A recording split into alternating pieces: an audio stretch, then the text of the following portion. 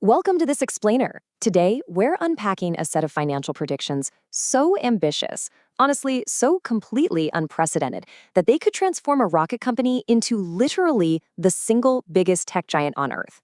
We're talking about a master plan that perfectly merges space exploration, cutting-edge AI, and just sheer brute force physical engineering.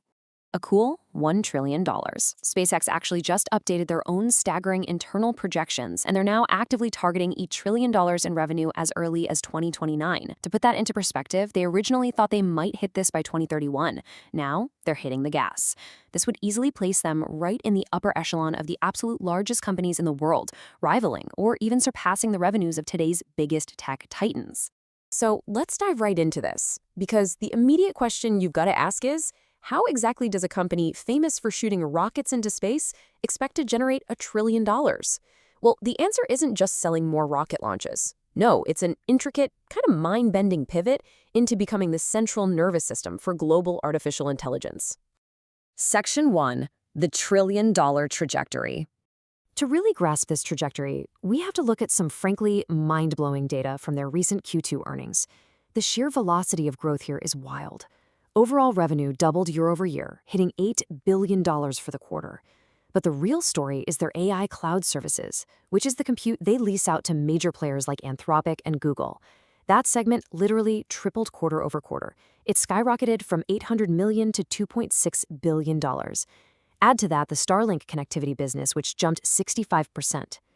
These aren't just your standard incremental gains. These are massive, exponential revenue spikes driven entirely by AI and global internet connectivity.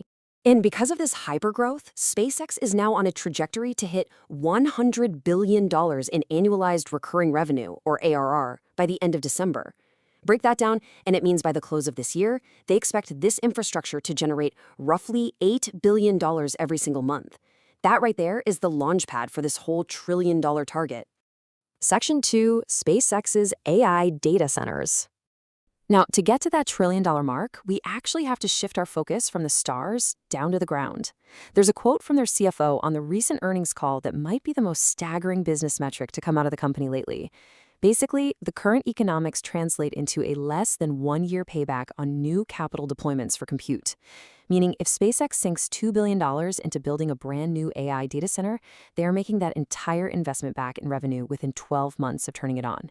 In the world of massive physical infrastructure, a 1-year payback period is, well, it's almost unheard of. It's essentially an economic license to print money. Because the economics are that favorable, SpaceX is going all in on a massive compute expansion strategy. We're talking a 5 to 10x expansion of these data centers. And to feed them, they've already secured a whopping 15 gigawatts of power. But here is the real kicker. They're totally cornering the hardware supply chain. They've inked an exclusive partnership with NVIDIA for their cutting-edge Vera Rubin AI chips, boldly claiming they're simply the best available anywhere.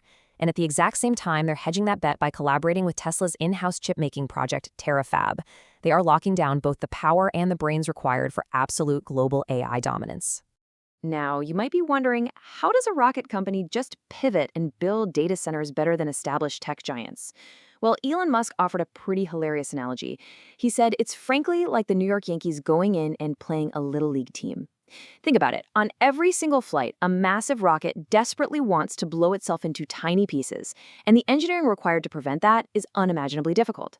Compared to taming those explosive orbital-class physics, building a facility on the ground to house computers is trivial. When you apply aerospace-grade engineering talent to terrestrial data centers, they firmly believe they can move faster and more efficiently than anyone else on Earth.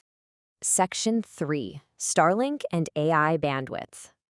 Here's the catch, though. Building out the world's greatest AI compute on the ground is completely useless if it can't actually connect to devices in the real world. Just to anchor the scale of this operation, right now, SpaceX already has over 10,000 Starlink satellites actively spinning around the planet, serving 10 million customers globally. It's a massive network. But for the AI-driven future they envision, it's not even close to enough.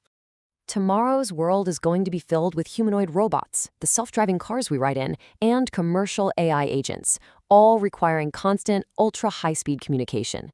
A self-driving car needs to do intense AI computations and send that data back instantly. A humanoid robot working out in the middle of nowhere needs a flawless uplink.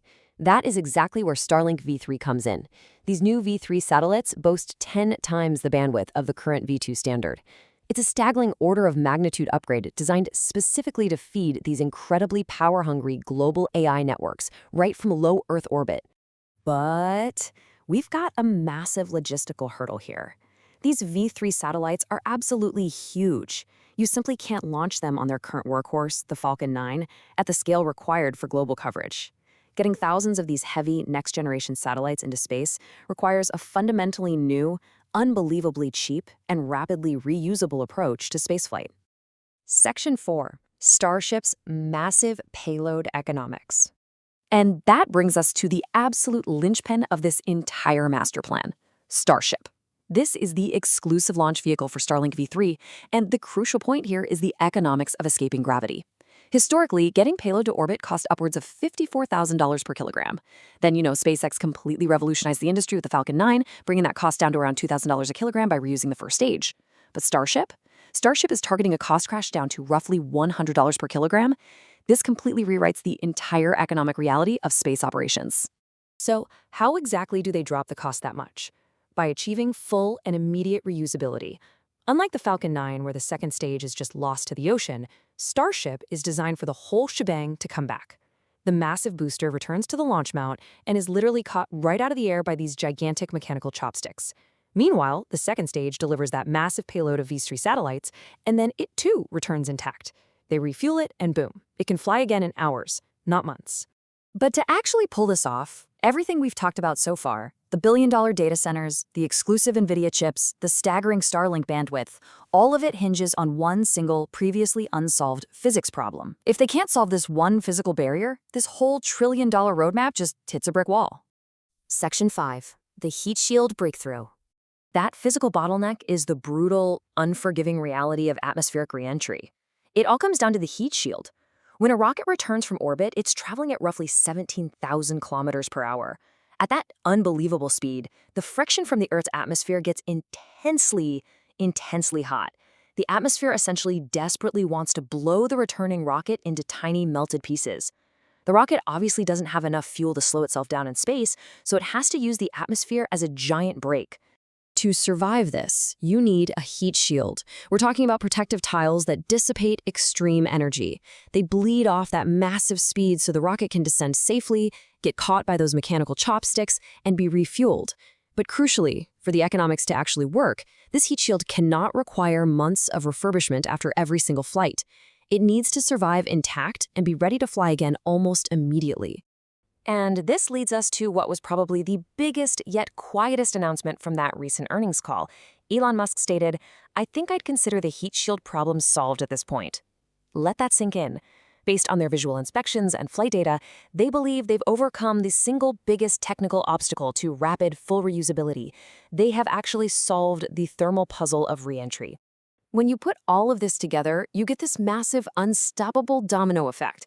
Because the heat shield physics are solved, starships can now fly rapidly and cheaply.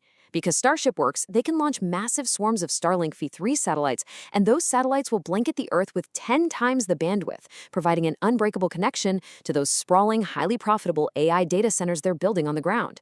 Every solved problem directly feeds the next, unlocking that staggering $1 trillion revenue engine. It is just an absolute masterpiece of vertical integration. Which leaves us with this final thought. Are we currently witnessing the greatest engineering story in human history? We are literally watching a company take science fiction concepts, rapidly reusable rockets, orbital AI data centers, global robotics networks, and just brute force them into economic reality. It's a completely disruptive innovation happening right before our eyes. I highly encourage you to keep diving into how these incredible technologies are going to reshape our future. Thanks so much for joining me for this explainer. Keep learning, keep questioning, and I'll see you next time.